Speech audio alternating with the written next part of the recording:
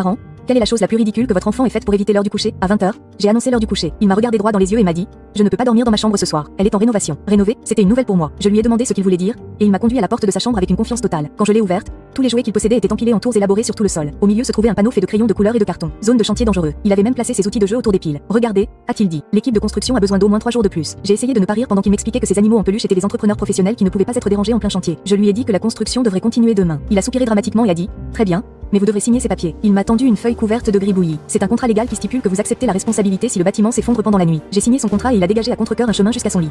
Le lendemain matin, je l'ai trouvé endormi par terre, entouré de jouets. Quand je lui ai demandé pourquoi il n'était pas au lit, il m'a montré un autre écriteau au crayon sur son oreiller. Fermé pour réparation. Le plus impressionnant, c'est qu'il avait réglé son réveil à 5h30 pour se lever et faire l'écriteau avant que je ne me réveille. Je ne pouvais même pas être en colère. Son engagement était trop impressionnant. Maintenant, chaque fois qu'il ne veut pas faire quelque chose, il déclare simplement que cette zone est en rénovation. Ces légumes. Désolé, cette partie de mon assiette est en rénovation. L'heure du bain. La baignoire est en travaux.